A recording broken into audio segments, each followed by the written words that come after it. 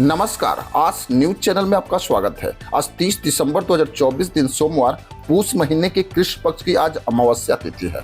वैसे तो आज भगवान शंकर के लिए पूरे देश में सोमवती अमावस्या का व्रत भी रखा जाएगा। देश दुनिया की खबर बताएंगे, लेकिन सबसे पहले जान लेते हैं मुख्य खबरों को।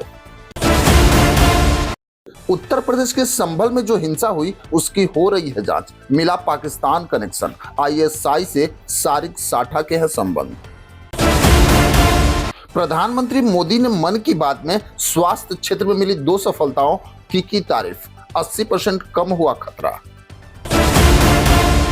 बिहार लोक सेवा आयोग का बड़ा ऐलान, पूरे राज्य में 17वीं CC पुनर्परीक्षा नहीं होगी आयोजित। आयोग ने जारी किया नोटिस।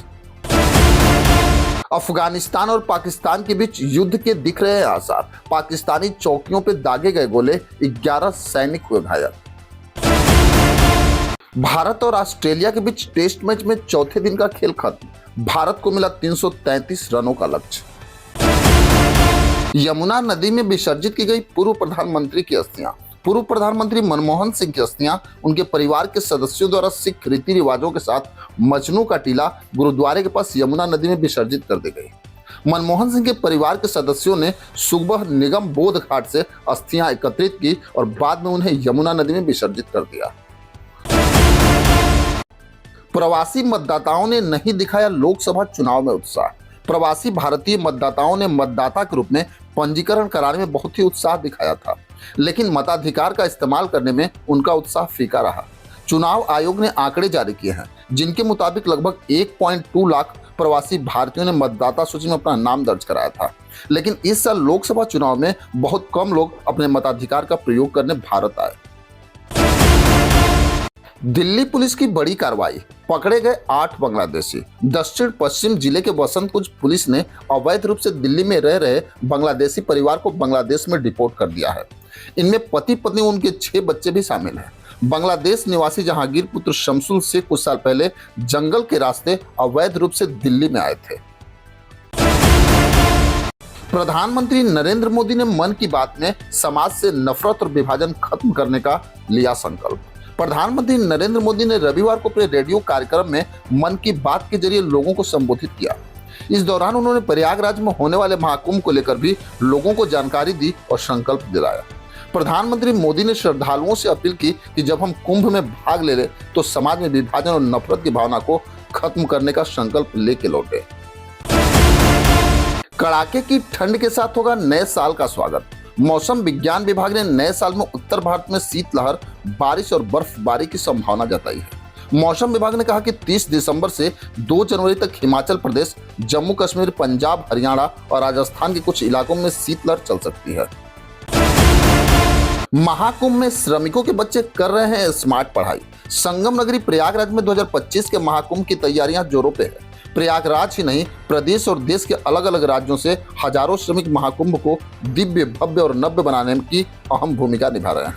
मेला क्षेत्र के चप्पे चप्पे में साफ सफाई का इंतजाम है। इन सफाई कर्मियों के साथ इनके बच्चे भी मेला क्षेत्र में रह रहे हैं। इन बच्चों की पढ़ाई का नुकसान ना हो, इसका इंतजाम भी कुंभ में किया गया है।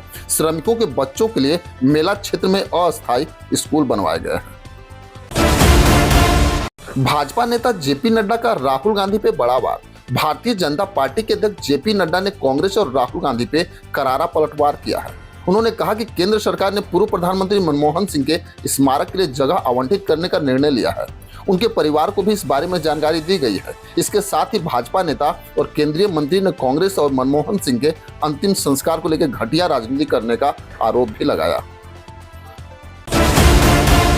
हवाई अड्डा पे उतरते समय एयर कनाडा के विमान में लगी आग। एयर इंडिया के एक विमान की खराब लैंडिंग हुई। विमान रनवे से फिसल गया और उसके एक हिस्से में आग लग गई। यह विमान न्यूफाउंडलैंड द्वीप के सेंट जॉन शहर से नोवा स्कोटिया प्रांत के गोप्स में हैलिफैक्स हवाई अड्डे पे उतर रहा था।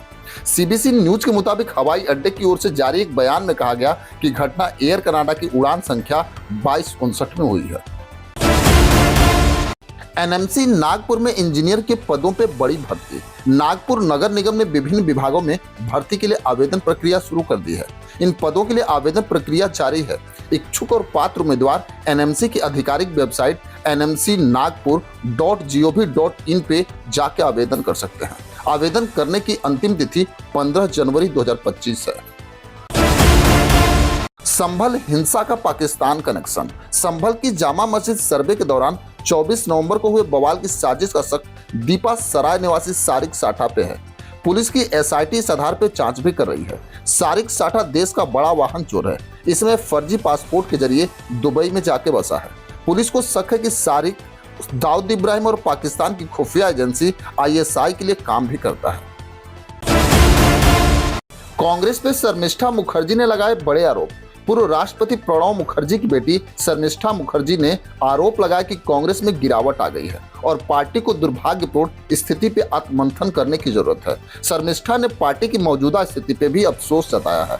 उन्होंने कहा कि कई पुराने कांग्रेस कार्यकर्ता खुद को पार्टी से अलग थलग महसूस कर रहे हैं क्योंकि शीर्ष नेताओं में विचारधारा की कमी आ गई है।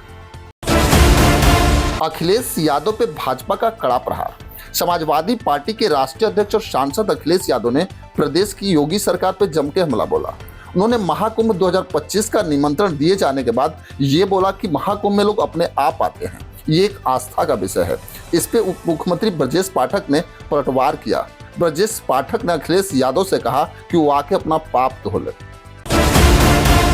किसानों के लिए योगी सरकार का बड़ा फैसला। उत्तर प्रदेश सरकार ने ग्रामीण विकास को नई ऊंचाइयों पे ले जाने और पशुधन उत्पादकता को बढ़ावा देने के लिए एक महत्वाकांक्षी योजना शुरू की है। मुख्यमंत्री योगी आदित्यनाथ के निर्देश पे राज्य में मनरेगा के तहत ग्राम पंचायतों में चारागाहों का विकास तेजी से किया जाएगा। इस पहल का मुख्य उद्देश्य ग्रामीण क्षेत्रों में पशुधन के लिए चारे की पर्याप्त उपलब्धता सुनिश्चित करना और किसानों की आजीविका को मजबूत करना है। पूरे राज्य में 17वीं सीसी पुनर्परीक्षा नहीं होगी आयोजित। बिहार लोक सेवा आयोग ने 17वीं संयुक्त प्रतियोगी प्रारंभिक परीक्षा के लिए राज्यव्यापी पुनः परीक्षा कराने से इनकार कर दिया है।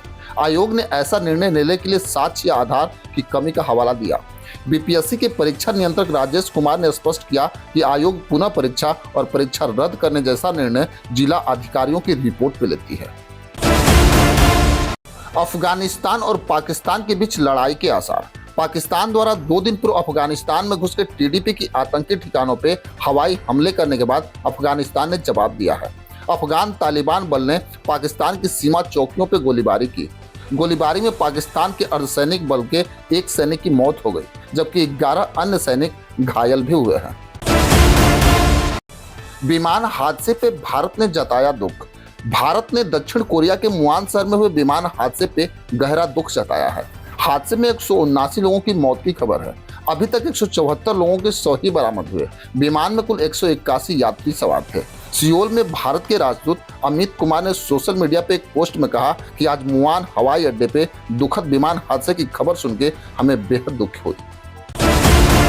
पंजाब बंद का ऐलान। पंजाब हरियाणा की सीमा संभू और खनौरी बॉर्डर में फसलों के एमएसपी की कानूनी गारंटी समेत अन्य मांगों को लेकर किसानों ने सोमवार को पंजाब बंद करने का ऐलान किया है। किसानों के इस फैसले को समर्थन भी मिल रहा है।